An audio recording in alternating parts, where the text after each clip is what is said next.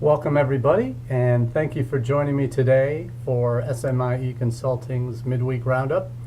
Today we have three important issues that have come to the fore in the last few days, and it'll be an interesting ride to see and hopefully get your thoughts on what these stories mean for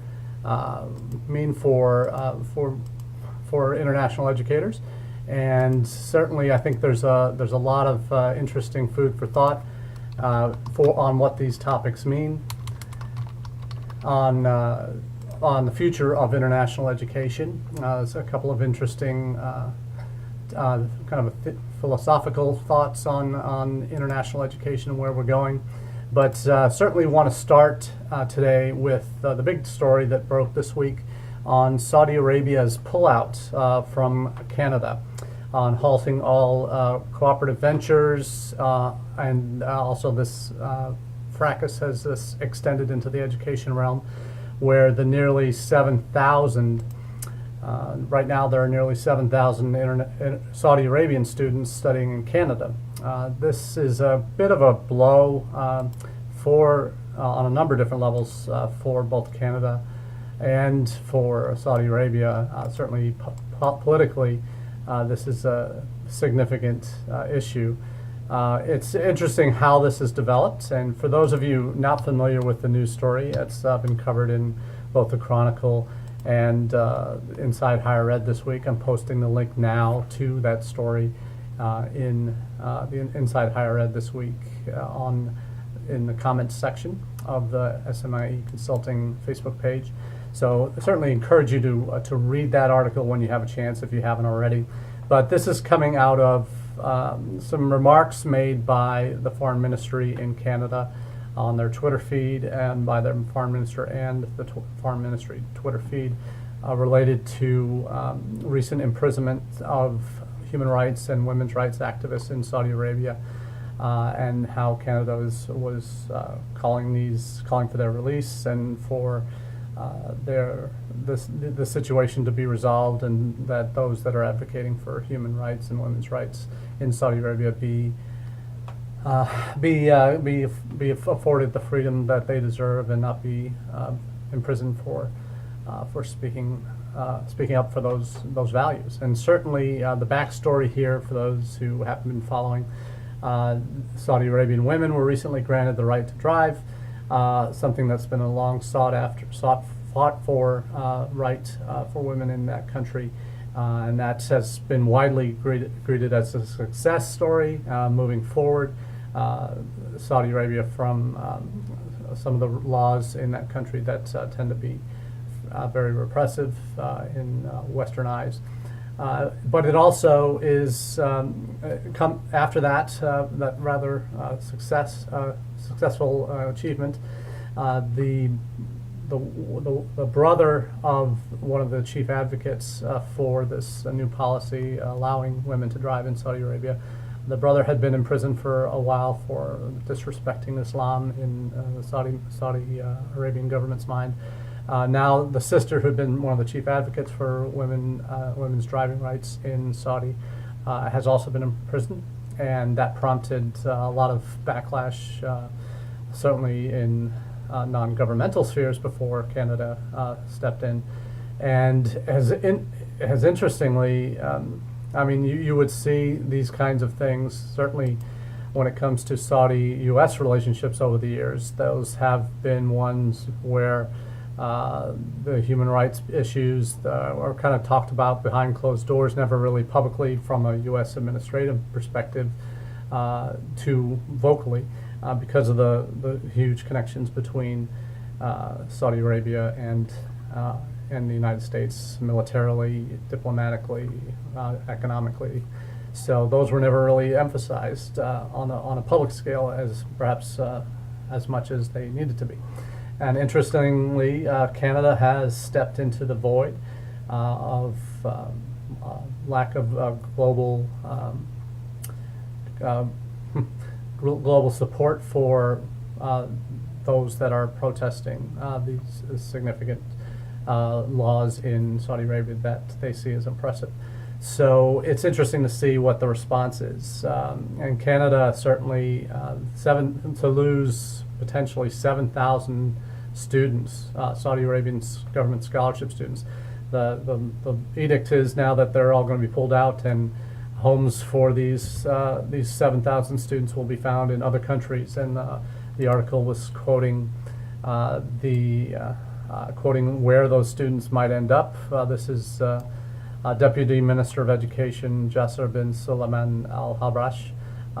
He gave to state-run TV in Saudi that we will be able to accommodate this number of students in excellent countries such as the United States, UK, Australia, and New Zealand. So that's 7,000 basically on principle, being removed on principle. I don't know if that's certainly a consequence that the Saudi Arabian government saw coming, but certainly it's one that is going to leave a potentially significant impact. Right now, the numbers coming out of Canada say that Saudi Arabians are only 2% of Canada's roughly 494,000 international students in 2017, which is quite a bit higher than the numbers. The 494,000 students is quite a bit higher than what's been reported in Project Atlas, which had Canada last year at 312,000. So of that nearly 500,000 students, Saudis are just 2%. So not as significant, whereas in the United States, Saudi Arabia, they're over, as of last year, 2016-17, there were 52,000, roughly, international students. And that number has always been, from my sources in Saudi Arabia, most specifically from Education USA.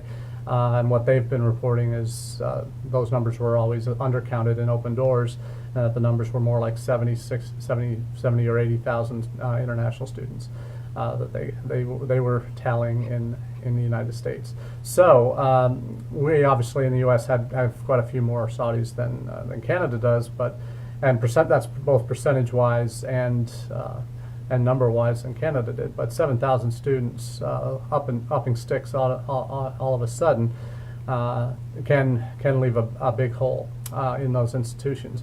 I think following some of the conversations on Twitter related to this topic from some Canadian sources, most notably Alex Usher and some of his excellent work he does north of the border in higher ed circles, reported, I think, that some institutions like McGill in Montreal had about 350 Saudi students. So UBC, I think UBC in Vancouver was perhaps had a few more number-wise, but they certainly that's a huge number to fill on the eve of a new academic year starting. So it's going to be interesting to find out where those 7,000 students go, if they're going to find immediate placement for fall terms in those other countries, or if any of that, they're going to have to wait a year to find another place.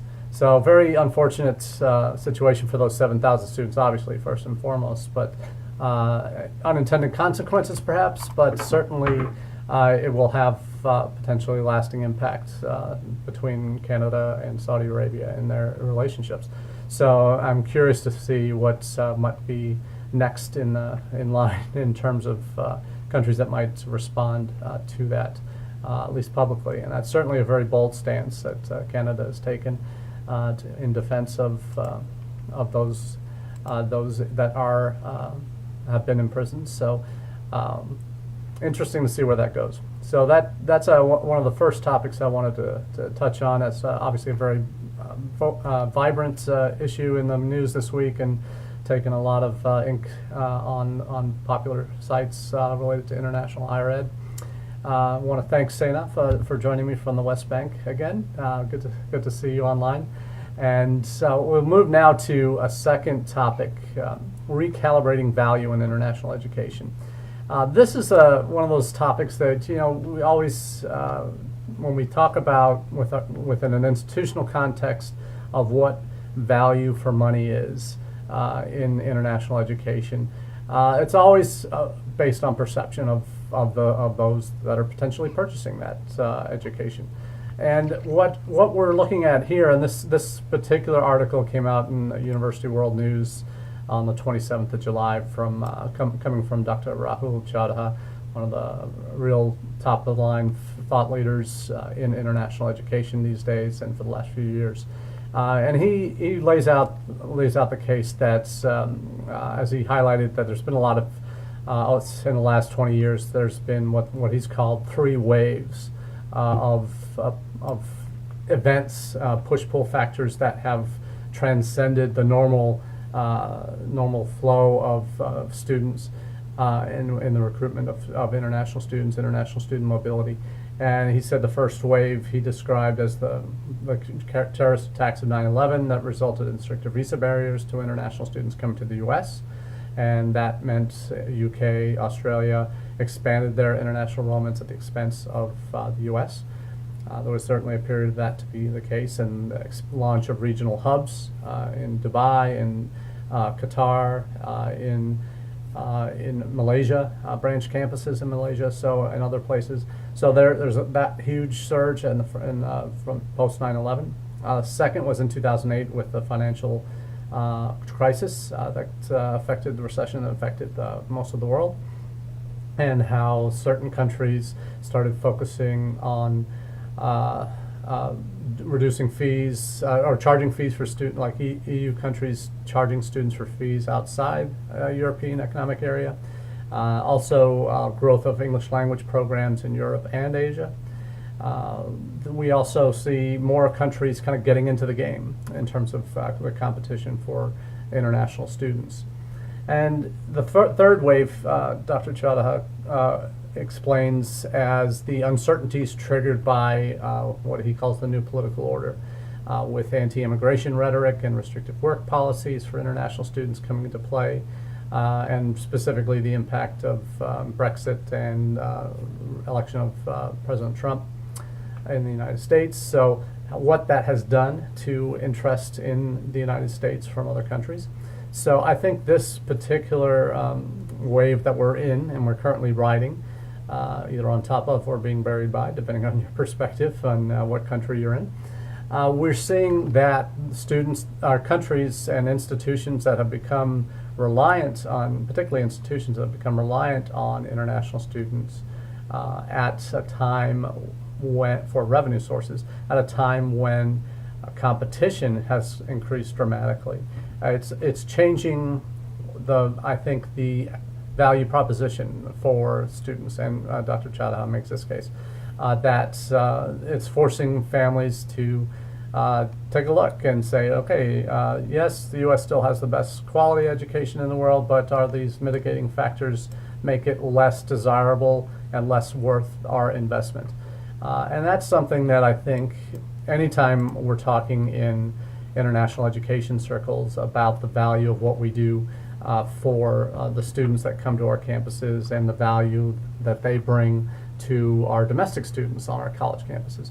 I think that's something we often use as selling points to our administration about what financially these students, culturally these students are going to bring to our campus.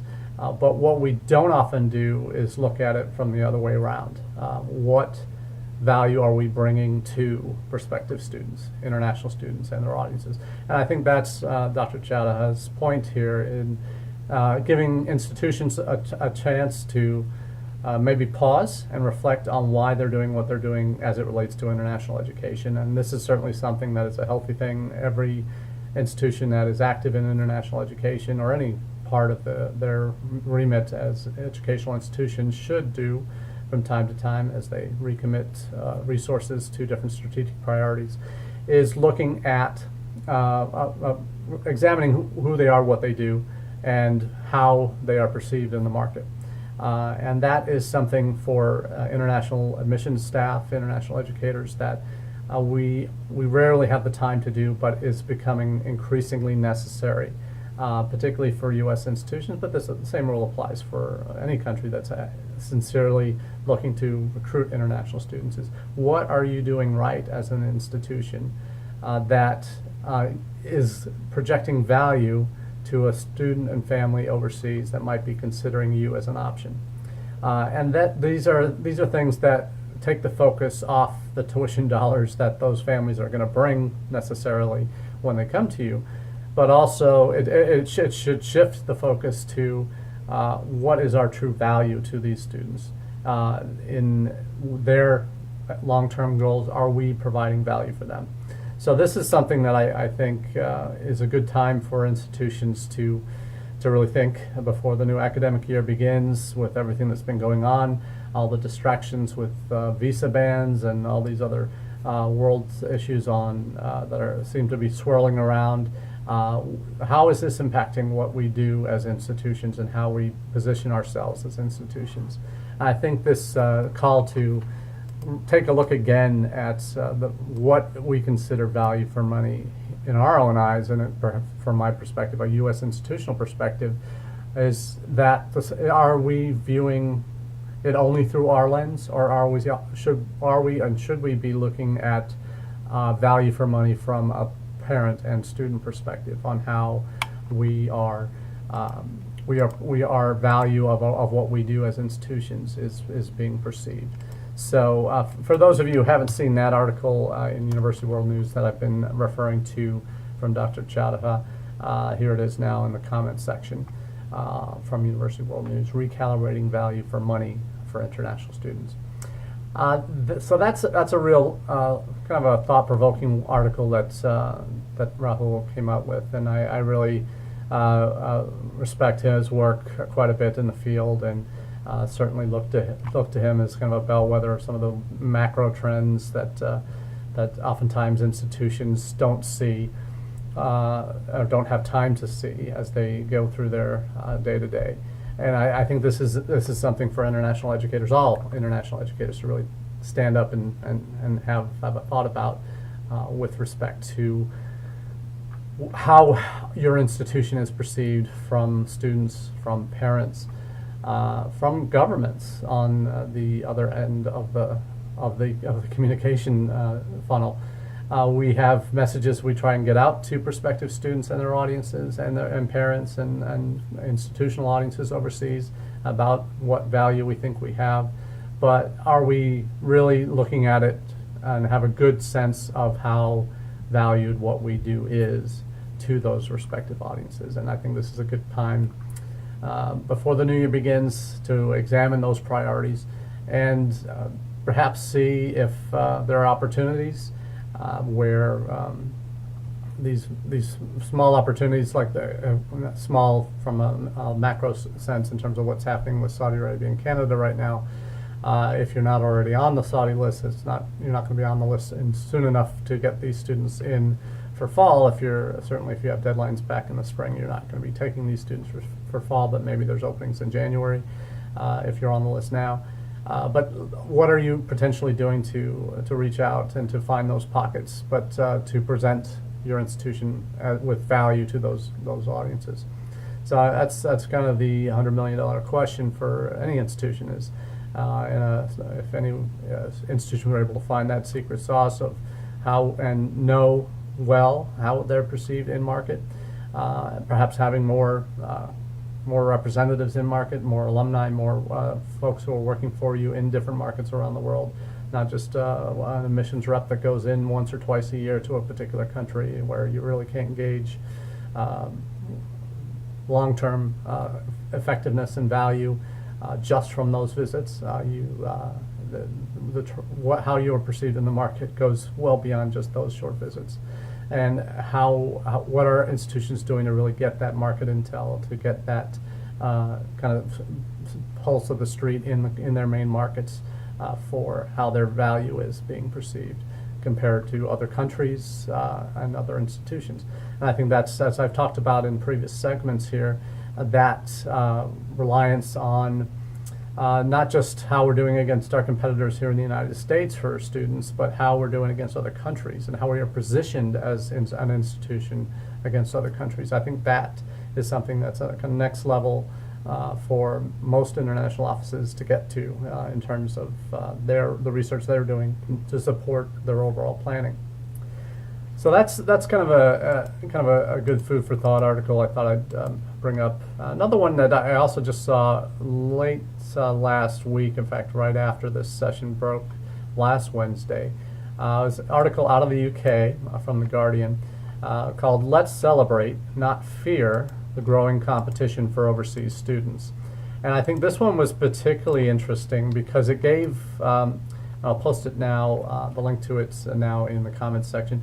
It really gave a good insight into what's happening in the UK now with regard to kind of their reaction to the story that broke a few weeks ago about the UK now being getting surpassed by Australia as the #2 destination. The article itself really calls on UK higher ed to rally around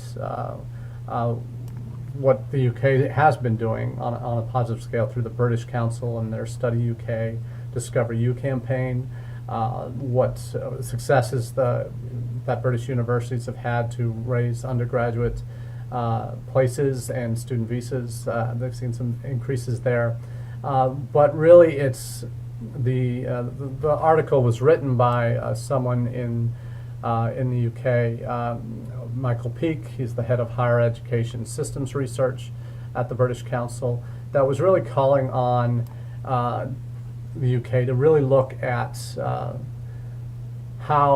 looking at why other countries have emerged as attractive study destinations, but also looking more at how their country, the UK, is positioning themselves as an attractive package, and whether they're an attractive package to prospective students. And that the call is for that it be that ultimately every country wants the incoming students from abroad to see their countries as positive, safe, and healthy.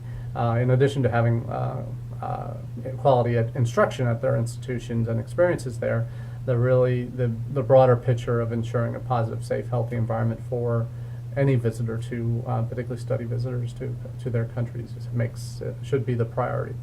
So, but I think the title of the article is "Let this be a celebration that there are more country options for students who want to study outside their home country." I think that's the point of the article, is really to get the UK institutions and kind of generate momentum for country as a whole to present a positive, safe, healthy environment for prospective students coming to the United States, because that's exactly what other countries have done with the hubs that they've established, these education cities in different countries, the language, as the second wave Dr. Chowda had talked about in the post-recession era.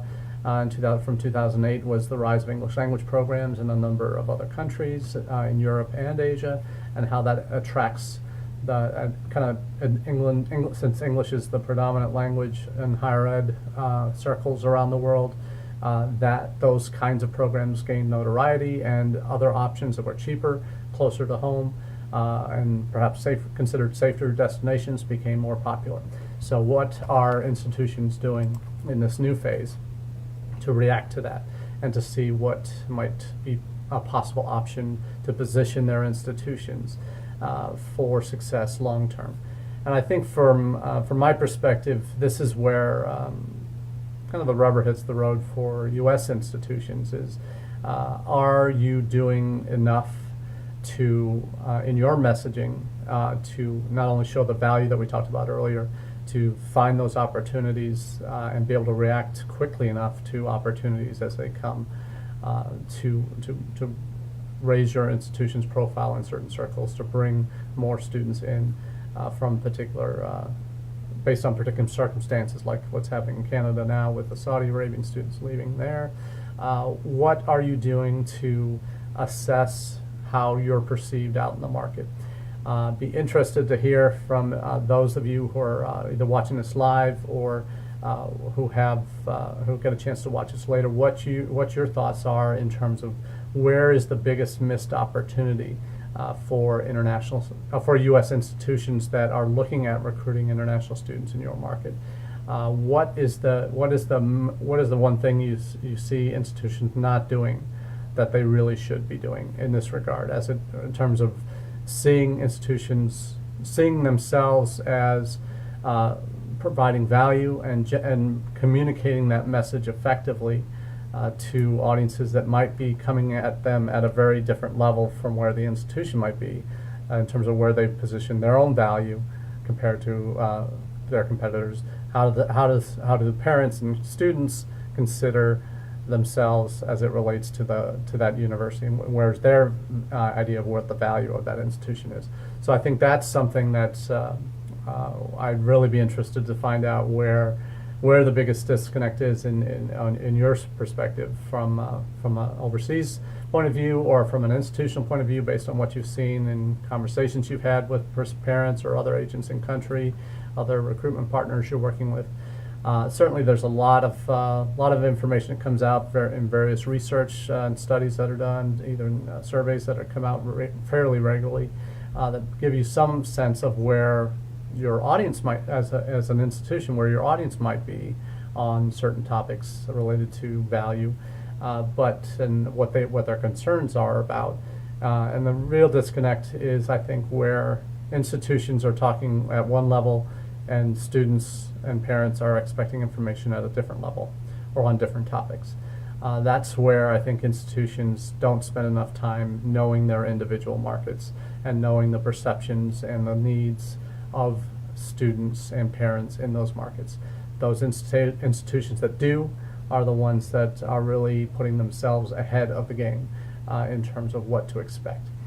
So I really think what value for money means for you as an individual institution will change, may change from year to year, but at some institutions you see like Eastern Michigan University, prominent in the "You Are Welcome Here" campaign in the United States, but they have also recently indicated they're for international undergraduate students, they're going to be charged now the same as in-state students from Michigan to that institution, and that's a 60% reduction in the price that they're charged. That's coming in the form of scholarships that they're packaging for international students as part of the "You Are Welcome Here" campaign.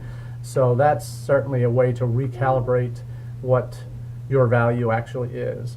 A significant reduction in cost to those students and families for undergraduate studies at Eastern Michigan. So kudos to the folks up at Eastern Michigan for doing that as a way to reposition yourself in a very increasingly competitive global market. So good luck to all of you out there on the institutional side, and to my colleagues overseas who have their fingers on the pulse of what's happening in their countries. I'd welcome your comments after the session to let me know where you are on this topic, on value for education in the United States and any other country, frankly. So thanks again for joining me today, and look forward to seeing you again next week. Bye-bye.